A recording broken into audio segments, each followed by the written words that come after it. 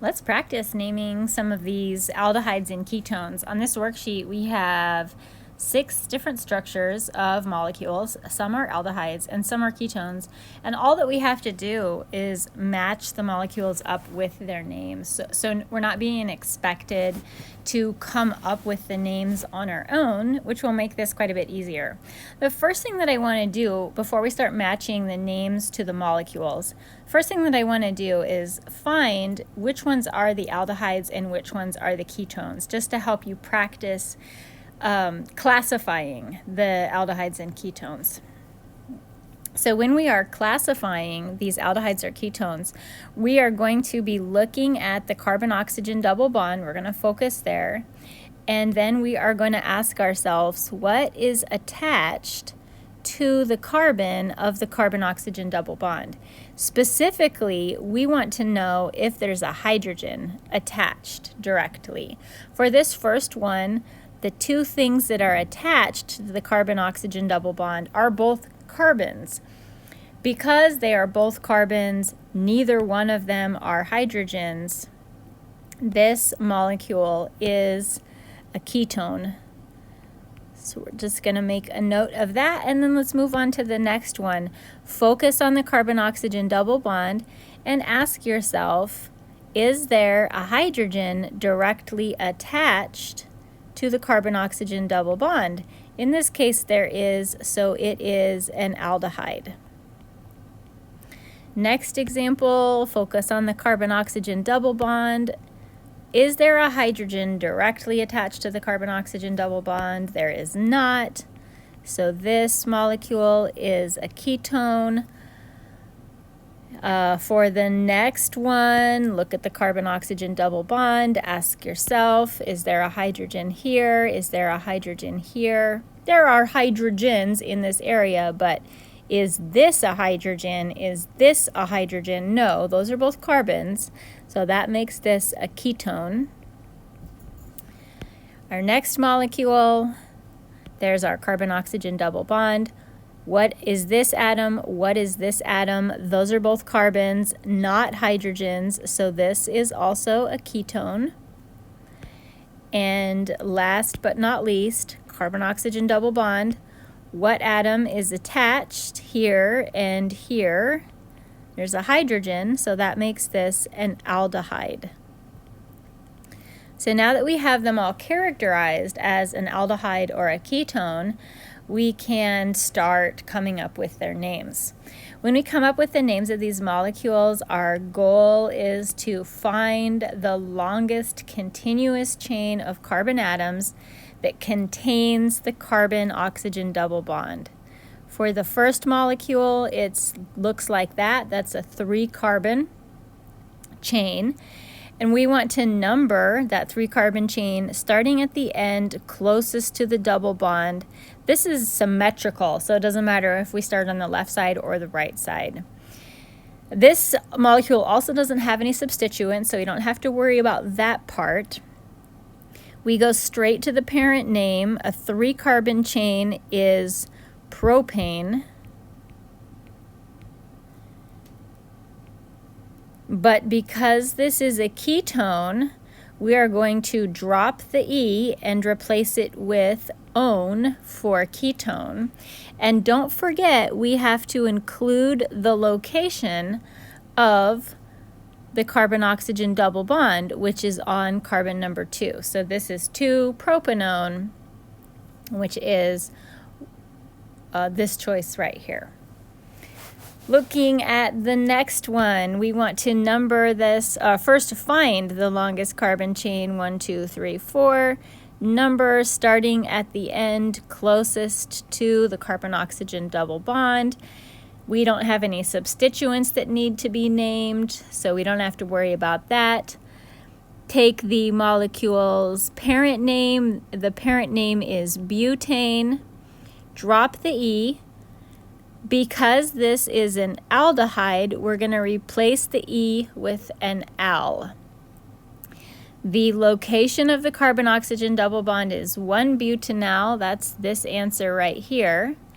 But remember, in the video I told you it's not necessary to say 1.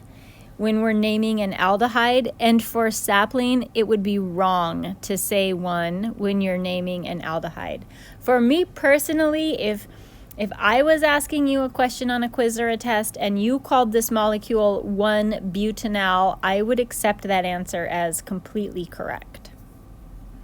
Here's our next molecule. Let's find the longest carbon chain that includes the carbon-oxygen double bond and number it starting at the end closest to the carbon-oxygen double bond. We have a substituent that's on carbon number 3. It is 3-bromo. Our parent name, a 5-carbon chain, is pentane, but we need to drop the E and change the ending. The ending, because it's a ketone, the ending is an -one, so this is pentanone, and we have to say the location, carbon 2, the location of the carbon-oxygen double bond. 3-bromo, 2-pentanone, which is this guy right here. Next one, we find the longest carbon chain that contains the carbon-oxygen double bond, and don't let this trick you. The longest carbon chain is not going straight across from left to right. It is curling down. That's totally allowed. Start numbering this carbon chain, starting on the end that is closest to the carbon-oxygen double bond. So there we go. Name our substituent on carbon number 3. We have a methyl. Then name our parent chain. Our parent chain is a hexane. We are dropping the E because this is a ketone, and we are replacing the E with an -one to indicate a ketone. And last but not least, we have to say where the ketone is located on the carbon chain. The ketone is located on carbon number 2. For our next example, this is a cyclic molecule, so we're going to find the longest carbon chain that contains the carbon-oxygen double bond. That's a 5-carbon chain. It's cyclic, so its parent name is cyclopentane. We are dropping the E, and because it's a ketone, we are changing the ending to -one, cyclopentanone. The location of the carbon-oxygen double bond is on carbon number 1. When we're numbering cyclics, we get to choose which carbon is number 1. So we will always choose at the carbon that is closest to the carbon-oxygen double bond. And what is closer than that carbon itself? However, for sapling problems, this 1 you don't want to include in the name. Just call it cyclopentanone. For a ring, so this is only for a ring. For a ring with a ketone, we will never say 1 for the location of the carbon-oxygen double bond. And this is just because the location 1 is implied. We are all going to start numbering carbon number 1 in the exact same spot. So saying 1 is implied and redundant. And our last example here, we have an aldehyde. We find the longest carbon chain and we start numbering that carbon chain at the end that is closest to the carbon-oxygen double bond.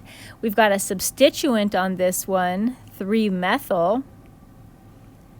We have a 4-carbon chain, which is a butane, but we need to drop the E and replace the ending with al for butanal. And remember, we do not say that the butanal is located on carbon number 1. So it's not 3-methyl, 1-butanal, because again, that 1 is implied. We never say 1 because the carbon-oxygen double bond will always be on carbon number 1 for an aldehyde. It can never be anywhere else. Although, if you were to give me the name 3-methyl-1-butanal for this molecule, I would consider that to be correct and would not deduct any points from that at all.